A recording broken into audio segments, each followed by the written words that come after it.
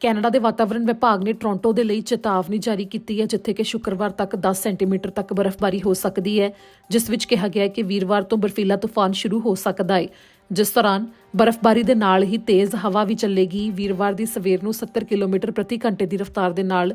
ਹਵਾ ਚੱਲ ਸਕਦੀ ਹੈ ਤੇ ਸ਼ੁੱਕਰਵਾਰ ਤੱਕ ਇਹ ਜਾਰੀ ਰਹੇਗਾ।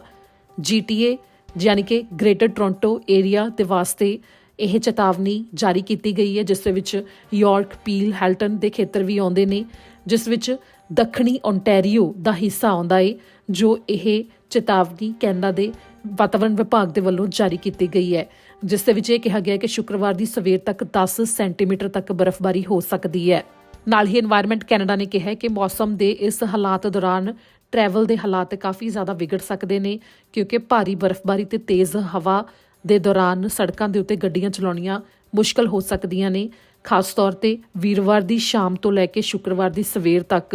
GTA ਖੇਤਰ ਵਿੱਚ ਜੇਕਰ ਕਿਸੇ ਨੇ ਵੀ ਟਰੈਵਲ ਕਰਨਾ ਹੈ ਤਾਂ ਕਾਫੀ ਜ਼ਿਆਦਾ ਧਿਆਨ ਦੇ ਨਾਲ ਗੱਡੀ ਚਲਾਈ ਜਾਵੇ ਤੇ ਜਿਵੇਂ ਤੇਜ਼ ਹਵਾ ਚੱਲਣੀ ਹੈ ਤਾਂ ਘਰਾਂ ਦੇ ਬਾਹਰ ਕੋਈ ਵੀ ਅਜਿਹਾ ਸਮਾਨ ਨਾ ਰੱਖਿਆ ਜਾਵੇ ਜੋ ਹਵਾ ਦੇ ਨਾਲ ਉੱਡ ਸਕਦਾ ਹੋਵੇ, ਜਿਸ ਦੇ ਨਾਲ ਦੂਜੇ ਦਾ ਵੀ ਨੁਕਸਾਨ ਹੋ ਸਕਦਾ ਹੈ।